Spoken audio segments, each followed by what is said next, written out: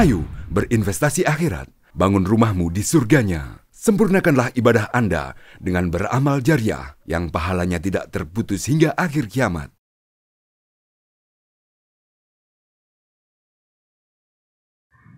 Assalamualaikum warahmatullahi wabarakatuh. Alhamdulillah. Alhamdulillahilladzi hadana lihada wa ma kunna linahtadiya laula an hadanallah. Wa ashhadu an la ilaha illallah wahdahu la syarikalah. Wa ashhadu anna Muhammadan abduhu wa rasuluh khaliluhu wa safiyuh la nabiyya wa la rasula ba'dah. Allahumma salli wa sallim wa barik ala abdika wa rasulika Muhammadin wa ala alihi wa ashabihi wa man istanna bi sunnatihi ila yaumiddin. Thumma amma ba'd. Jamaah salat maghrib rahimani wa rahimakumullahu ta'ala. Kita bersyukur kepada Allah subhanahu wa ta'ala atas segala nikmat yang Allah karuniakan kepada kita. Dan di antara nikmat yang sangat besar, yang wajib dan patut untuk kita syukuri adalah nikmat Allah memberikan kita kesempatan untuk bisa hadir, duduk di majelis ilmu. Karena majelis ilmu disebut oleh Nabi SAW raudhatan min riyadil jannah. Idza marartum bi raudhatin min riyadil jannah farta'u ilaiha. Ay iqtaribu ilaiha. Nabi mengatakan jika kalian melalui taman di antara taman-taman surga yang ada di dunia, yang dimaksud di sini adalah majlisul ilmi, majelis ilmu. Maka mendekatlah, maka ikut nimbrung di situ. Ini salah satu keistimewaan duduk dan hadir di majelis ilmu yang di dalamnya dibacakan ayat-ayat Allah, dibacakan hadis-hadis Rasulullah SAW dan dinukilkan penjelasan dari para ulama. Semoga kita termasuk orang-orang yang mendapatkan keberkahan dan kebaikan tersebut. Salawat dan taslim senantiasa kita haturkan kepada tauladan kita Nabiullah Muhammad SAW beserta keluarga beliau, sahabat-sahabat beliau, para tabi'in dan tabi'ut tabi'in. Dan kita memohon kepada Allah Subhanahu wa ta'ala semoga kelak di yaumil akhir kita termasuk umat beliau sallallahu alaihi wasallam yang akan mendapatkan syafaat dari beliau sallallahu alaihi wasallam, dan semoga kita dikumpulkan di surganya Allah Subhanahu wa ta'ala bersama dengan Rasulullah sallallahu alaihi wasallam. Amin ya rabbal alamin. Hadirin rahimani wa rahimakumullahu ta'ala, kajian kita malam ini masih melanjutkan pembahasan tentang silaturrahim. Kalau pada pertemuan yang lalu atau pertemuan sebelumnya tentang saat membahas tentang silaturrahim, kita telah menjelaskan keutamaan dari silaturrahim itu sendiri. Atau keutamaan-keutamaan yang Allah dan Rasulnya janjikan bagi orang-orang yang menyambung silaturrahim. Masih ingat kemarin apa keutamaannya? Yang pertama, dia adalah jalan ke surga. Penyebab seseorang masuk surga adalah silaturrahim atau menyambung silaturrahim. Kemudian yang kedua, dipanjangkan usianya, dan yang ketiga dilapangkan rizkinya. Kita membahas atau mengambil 3 keutamaan saja. Tentu di sana masih ada keutamaan-keutamaan yang lain. Kalau kita sudah tahu keutamaannya, maka agar lebih lengkap, perlu kita tahu juga ancaman bagi mereka atau orang-orang yang memutuskan silaturrahim. Dan ini adalah metode yang ada di dalam Al-Quran. Ketika kita belajar sesuatu, bukan sekedar belajar bahwasanya ini adalah hal yang baik, hal yang positif saja. Bukan dilihat dari nilai plusnya saja. Tapi apa kerugiannya kalau kita tidak melakukannya? Ini perlu untuk kita tahu. Dan ini yang Allah Subhanahu wa taala ajarkan kepada kita. Di antaranya di dalam Al-Qur'an Allah sebutkan tentang Nabi sallallahu alaihi wasallam. Wa ma arsalnaka illa kafatan linnas basyiran wa nadhira walakinna aktsaran nasi la ya'lamun. Dan tidaklah kami mengutus engkau wahai Rasul kecuali untuk seluruh manusia. Jadi Nabi sallallahu alaihi wasallam diutus oleh Allah untuk seluruh manusia. Tidak seperti nabi-nabi sebelumnya yang mereka diutus hanya untuk kaumnya.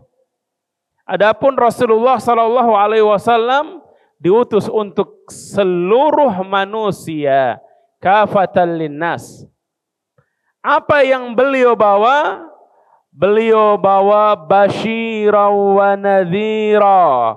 Beliau membawa berita gembira bagi orang-orang yang mau mengikuti beliau, bagi orang-orang yang mau menerima dakwah beliau, bagi orang-orang yang mau beriman dengan beliau.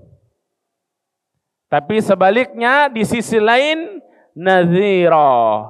Ada inzar, ada peringatan, ada ultimatum.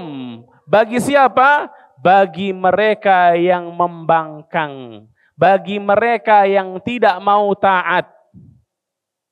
Maka Nabi sallallahu alaihi wasallam mengatakan, "Kullu ummati yadkhulunal jannah."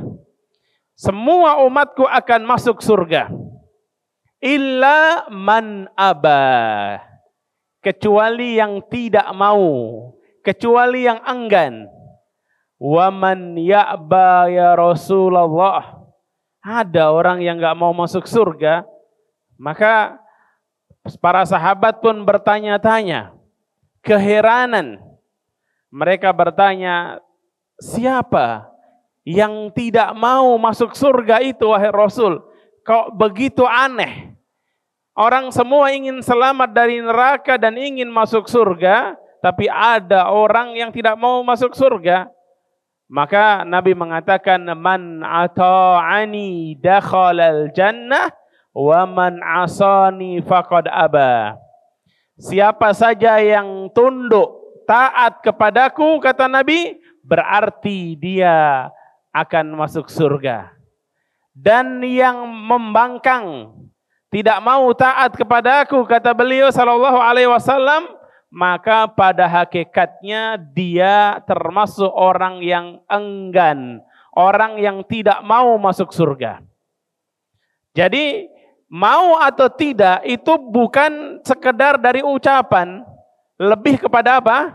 Lebih kepada perbuatan, amalan.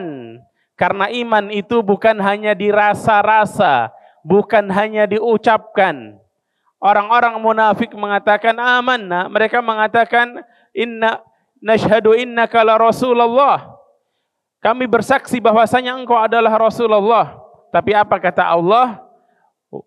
Allah bersaksi wa innahum lakadzibun, bahwasanya orang-orang munafik itu pendusta, pembohong, orang-orang yang kabualan. Maka keimanan kepada Rasul sallallahu alaihi wasallam adalah iman di dalam hati, diikrarkan dengan lisan, dibuktikan dengan amalan. Dan di antaranya mengikuti ajaran beliau bukan hanya sekedar masalah akidah, ibadah. Semua ini penting. Dan yang tidak kalah penting juga adalah terkait akhlak dan adab. Dan pembahasan kita terkait adab, terkait silaturahim, sudah kita bahas sebelumnya tentang keutamaannya, maka sekarang saatnya kita akan menguraikan sedikit atau sebagian tentang Inzar, ancaman. Bagi siapa? Bagi mereka yang memutuskan silaturrahim. Kalau kemarin keutamaan yang pertama, orang yang menyambung silaturrahim itu ya, menyambung silaturahim jalan ke surga. Kira-kira ancaman yang pertama apa? Ancamannya lawannya. Di akhirat nanti hanya ada 2 tempat. Di surga atau neraka. Kalau enggak surga berarti neraka. Di akhirat enggak ada.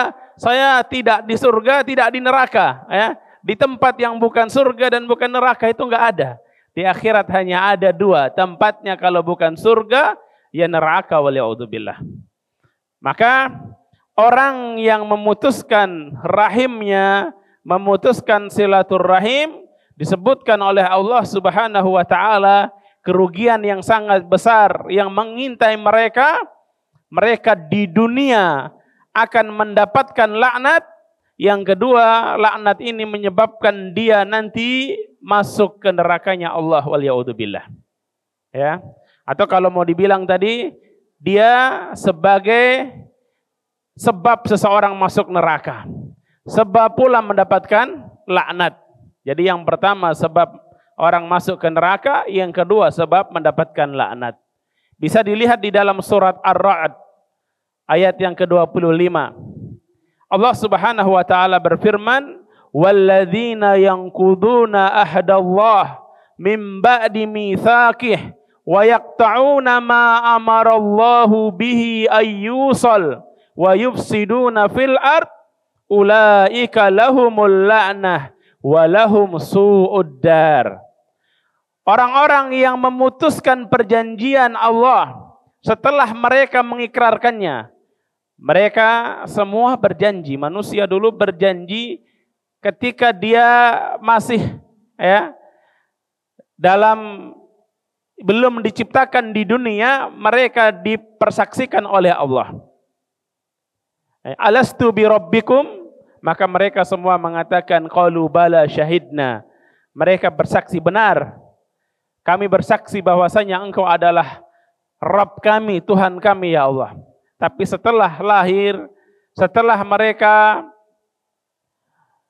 berada di dunia, ada sebagian mereka yang kufur, yang ingkar dan tidak melaksanakan perjanjian tersebut.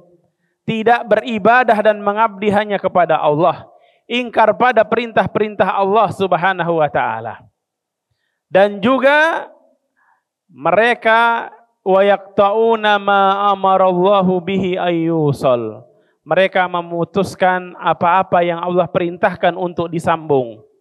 Di antaranya kata para ulama, Syekh As-Sa'di, Al-Imam Ibnu Katsir, Al-Baghawi dan yang lainnya termasuk Al-Qurtubi mengatakan di antara yang mereka putuskan, mereka memutuskan rahim mereka. Mereka tidak menjalin rahimnya, tidak menjalin silaturrahim, bahkan mereka memutuskannya. Apa ancaman bagi mereka? Balasannya adalah ketika mereka melakukan itu dan efeknya juga mereka melakukan keburukan, kerusakan di atas muka bumi dengan berbuat maksiat dan melakukan pembangkangan-pembangkangan yang lain, maka Allah ancam mereka, ulaika lahumul la'nah. Bagi mereka laknat. Apa itu laknat? Laknat biasa diartikan apa? Apa artinya dalam bahasa Indonesia? Ini terlaknat. Terkutuk. Ya. Tapi maknanya dalam, kalau antum cari dalam tafsir, baik itu tafsir Ibnu Katsir dan juga tafsir yang lebih kontemporer seperti As-Sa'di atau tafsirnya Ibnu Ashur, At-Tahrir wa Tanwir, mereka menyebutkan al-la'nah al-bu'du an rahmatillah. Seseorang dilaknat artinya dia dijauhkan dari rahmat Allah. Coba, apa yang akan dia dapatkan kalau dia sudah jauh dari rahmat Allah? Kebaikan apa lagi yang bisa dia dapatkan? Adakah orang bisa mendapatkan kebaikan tanpa rahmat dari Allah? Ada tidak? Tidak ada. Kebaikan yang sebenarnya karena kita mendapatkan rahmat dari Allah. Bahkan manusia ketika dia mendapatkan kebaikan yang paling besar nanti dimasukkan ke surganya Allah karena apa? Sebabnya adalah rahmat dari Allah Subhanahu wa taala. Lam tadkhulul jannah bi'amalikum. Laula an, kata Nabi sallallahu alaihi wasallam, wala anta ya Rasulullah, ketika ditanya wala anta ya Rasulullah, wala ana ila an yataghamadani rabbi bi rahmatin min. Kalian tidak akan masuk surga dengan amalan atau sebab amalan kalian. Maksudnya apa? Kita nggak bisa membeli surga dengan amalan kita. Tapi amalan kita ini adalah sebab kita mendapatkan rahmat Allah. Dan dengan rahmat Allah itulah kita dimasukkan ke surganya Allah Subhanahu wa taala. Karena kalau dibarter amalan kita, seandainya kita dari lahir sampai mati kerjanya cuman ibadah saja, itu nggak bisa untuk membeli surganya Allah. Maka apa yang kita dapatkan adalah karena rahmat dari Allah Subhanahu wa taala. Bahkan Nabi sallallahu alaihi wasallam mengatakan wala ana, termasuk saya. Padahal Nabi adalah hamba yang paling rajin ibadah, paling taat, paling pandai bersyukur, paling takut kepada Allah, paling bertakwa, ya. Tapi beliau katakan termasuk saya. Saya masuk surga karena rahmat dari Allah Subhanahu wa taala. Nanti di surga level orang itu berbeda-beda, surganya nggak satu level, ya. Surga nggak ada yang kelas ekonomi, Pak. Nggak ada kelas ekonomi surga, ya. Tapi tingkatannya berbeda-beda. Dan tingkatan antara satu dengan yang di atasnya disebutkan ibarat langit dan bumi. Makanya disebutkan bahwasanya orang-orang yang beramal, orang-orang yang soleh, itu pun mereka menyesal. Kenapa dulu saya kok kurang semangat belajar? Saya kenapa kajian atau ngaji sepekan sekali, sepekan 3 kali aja malas. Kenapa saya dulu baca Qur'annya hanya sebulan sekali khatam? Ya. Karena melihat apa? Melihat tadi nikmat yang bertingkat-tingkat bagi penghuni surga. Baik. Jadi seseorang mendapatkan rahmat dari Allah itu adalah sumber segala kebaikan. Lalu bagaimana dengan orang yang dijauhkan dari rahmat Allah? Mereka yang dilaknat waliya'udzubillah. Semoga Allah melindungi kita dan menjauhkan kita dari laknatnya, dan Allah jadikan kita termasuk hamba-hamba yang dirahmati oleh Allah. Karena orang kalau sudah dilaknat oleh Allah, artinya dijauhkan dari rahmat Allah, maka dia akan sulit mendapatkan hidayah. Dia akan sulit mendapatkan kebenaran. Dia akan sulit menerima kebenaran. Semakin dia jauh dan jauh dari hidayah, yang akhirnya apa? Walahum su'uddar. Endingnya dia berada di neraka jahanam waliya'udzubillah. Ya.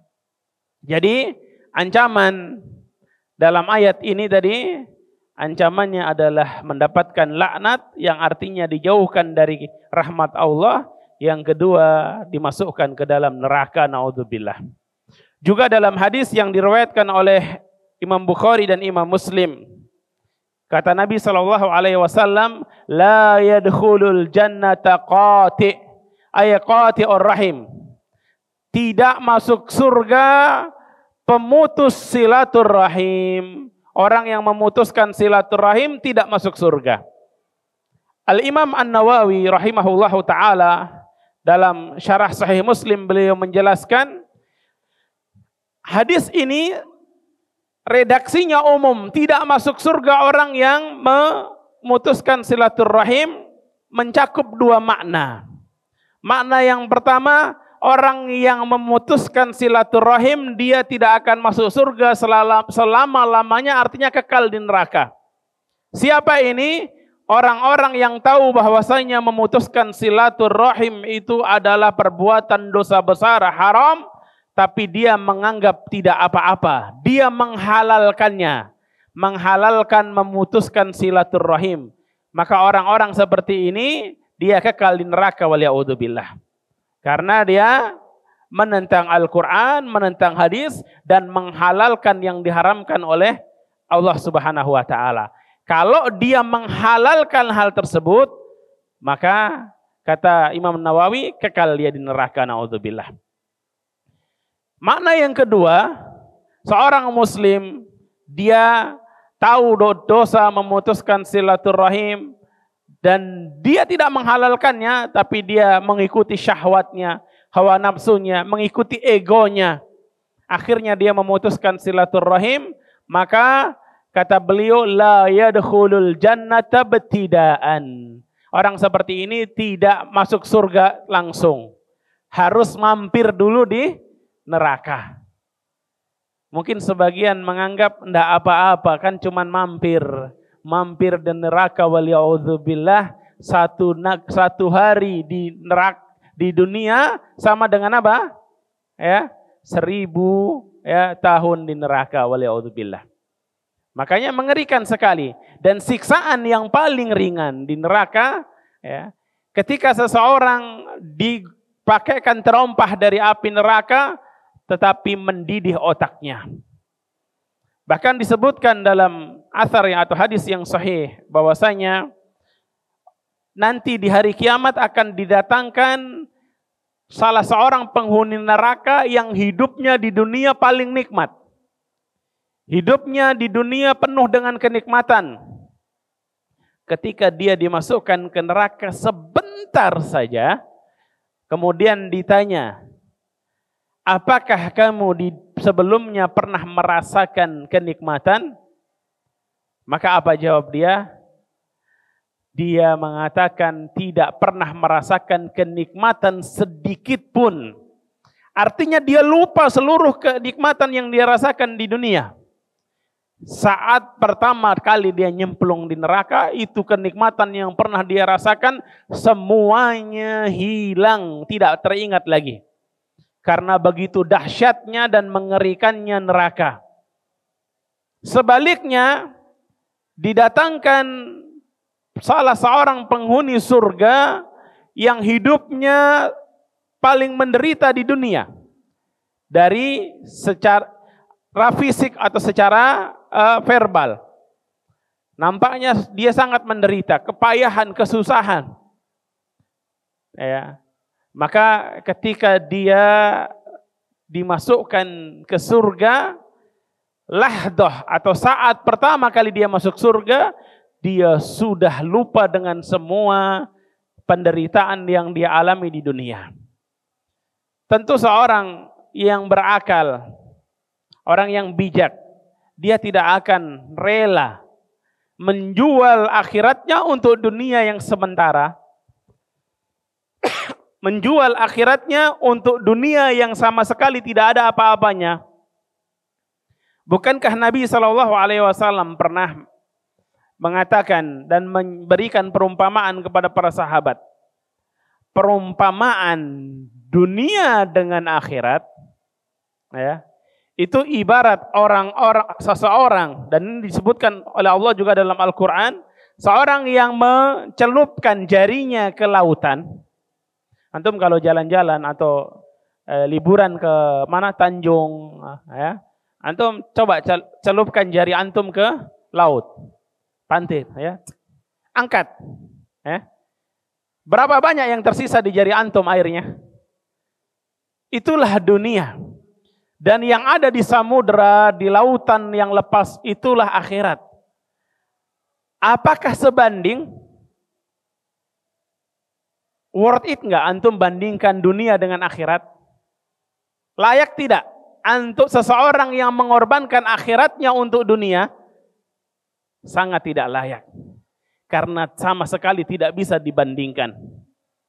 Bahkan banyak sekali nas-nas yang dengan jelas bahwasanya dunia itu kalau dibandingkan dengan akhirat sama sekali tidak ada bandingannya. Maka benar ketika dikatakan ad-dunya sijnul mu'min wa jannatul kafir. Dunia ini ibaratnya penjaranya orang mukmin. sebaliknya dia adalah surganya orang kafir. Mengapa demikian? Karena di dunia seorang muslim, seorang mukmin penuh dengan aturan. Tidak boleh ini, tidak boleh itu, tidak boleh ini. Mau minum khamr, tidak boleh. Ini halal, ini haram. Harus tahu semuanya, ada aturannya. Sementara orang kafir dia bebas melakukan apa yang dia inginkan. Tapi dibanding dengan apa yang ada, yang Allah siapkan di akhirat, bagi orang mukmin maka dunia adalah penjara, dan sebaliknya bagi orang kafir dunia ini adalah surga. Jadi tadi ancaman bagi orang-orang yang memutuskan silaturahim mendapatkan laknat, dijauhkan dari rahmat Allah dan sebab masuk neraka. Adapun hadis tadi tafsirannya ada dua, bisa selama-lamanya masuk neraka kalau dia menghalalkan memutus silaturahim, dan bisa jadi dia tidak masuk surga sementara. Sementara ini bukan 1-2 hari. Ya, kita tidak tahu illa ayyasha Allah, ya, sampai sesuai dengan kehendak Allah. Bisa jadi ribuan tahun. Kemudian yang ketiga, ancaman bagi mereka yang memutuskan silaturahim disebutkan dalam surat Muhammad ayat 22 dan 20-23. Ketika Allah Subhanahu wa taala menyebutkan orang-orang yang kalau diberi kekuasaan mereka berbuat semena-mena. Fahal asaitum in tawallaitum an tufsidu fil ard wa tuqatti'u arhamakum. Apakah kiranya kalian diberi kekuasaan lantas kalian berbuat kerusakan di atas muka bumi, melakukan perkara-perkara yang dilarang oleh Allah, bermaksiat dan membangkang Allah Subhanahu wa taala, berbuat kezaliman.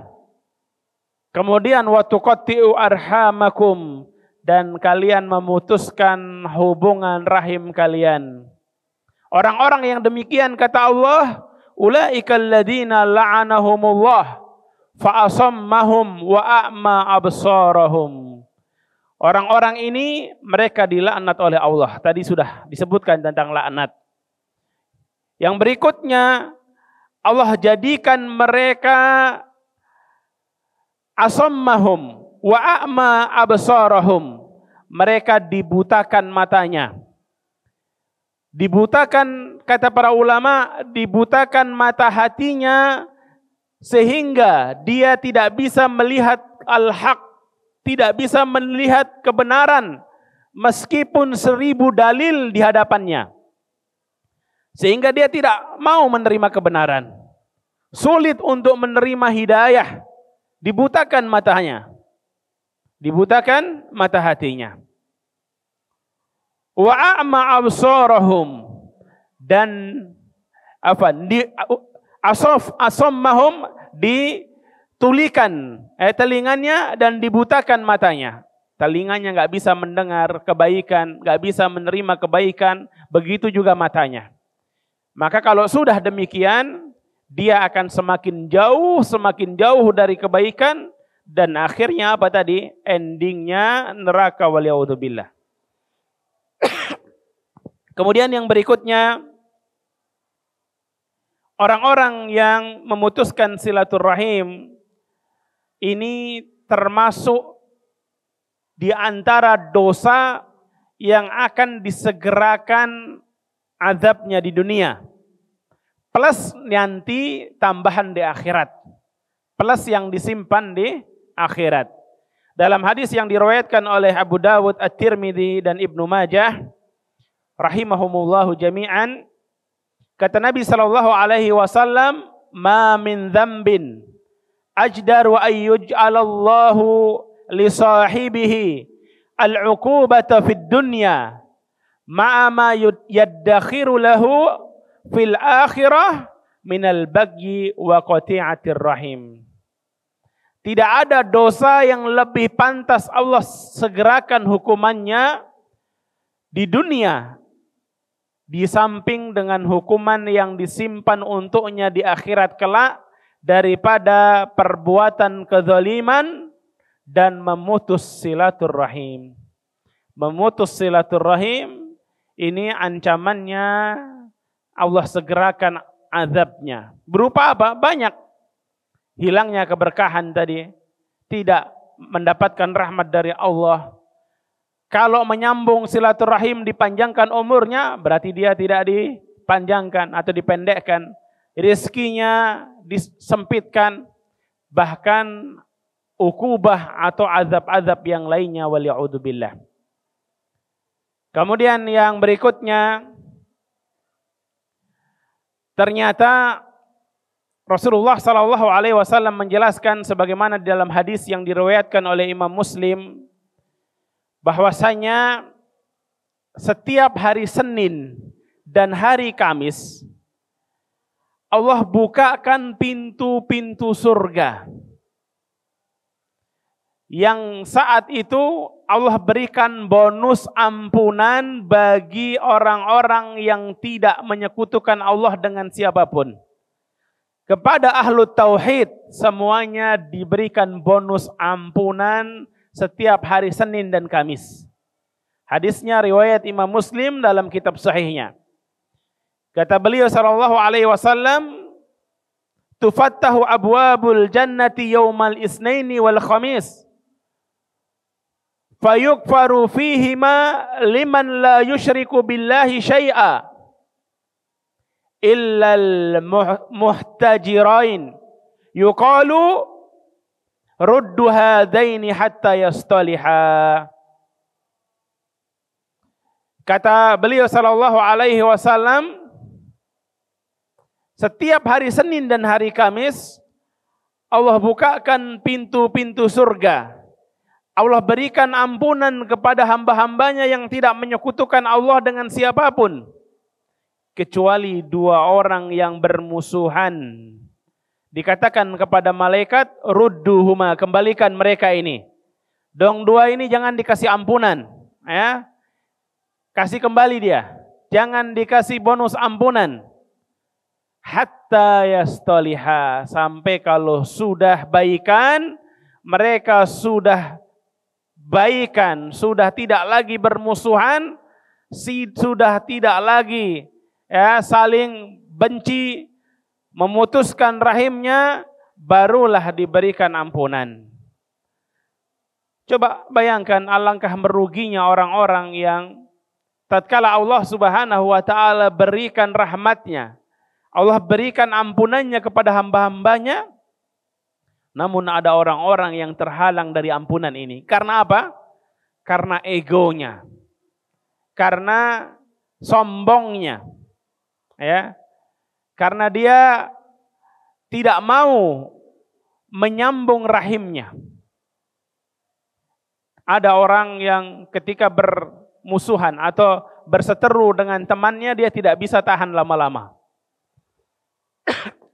Mungkin semalaman tidak bisa tidur, besoknya sudah segera mencari solusi agar dia bisa berbaikan. Tapi sayangnya ada orang yang berselisih dengan saudara kandungnya sampai bertahun-tahun, waliya'udzubillah. Sampai bertahun-tahun dia tidak berusaha untuk memperbaiki hubungan ini. Padahal dosa dia berselisih, dosa dia berseteru, bermusuhan dengan rahimnya jauh lebih besar dibanding dengan permusuhan kepada orang lain. Kadang masalahnya bukan masalah siapa yang benar dan yang salah, tapi permasalahannya karena ego saja. Kita katakanlah kita tahu kita yang benar, saudara kita salah. Tapi kalau itu adalah hak pribadi kita, kita lebih baik ngalah, lebih baik merelakan hak kita untuk menjalin silaturahim. Tapi terkadang kita tidak mau. Kita merasa tadi alasannya cover kita di atas kebenaran. Tetapi pada hakikatnya apa? Karena ego kita. Karena kita tidak mau dianggap lemah. Kita tidak mau diremehkan. Padahal kita ingat apa kata Nabi SAW, laisal wasilu bil mukafi. Bukanlah orang yang dikatakan menyambung silaturahim adalah orang yang membalas kebaikan dengan kebaikan. Bukan itu. Walakinnal wasil man wasala man qata'ahu. Tetapi orang yang dikatakan benar-benar menyambung silaturahim adalah mereka yang ketika kerabatnya, ketika saudaranya berusaha memutuskan hubungan dengan dia, dia terus menjalin. Dia tidak peduli saudaranya, kerabatnya tadi sikapnya kepada dia seperti apa, karena dia tahu dia menjalin silaturahim bukan untuk mencari balasan dari saudaranya, tapi dari siapa? Dari Allah Subhanahu wa taala. Oleh karenanya kita lihat kemarin janji dan balasan yang Allah janjikan kepada orang-orang yang menyambung silaturahim begitu besar. Sampai di dunia dipanjangkan umurnya, dilapangkan rezekinya. Ya, itu ciri-ciri orang yang beriman sampai nanti surga. Kenapa? Karena menyambung silaturahim ini bukan perkara yang ringan. Butuh kesabaran dan keikhlasan, semata-mata niatnya adalah untuk Allah Subhanahu wa taala. Dan semoga kita yang hadir di sini dijadikan oleh Allah sebagai hamba-hamba yang senantiasa menyambung perkara-perkara yang Allah perintahkan kita untuk menyambungnya, yaitu silaturahim.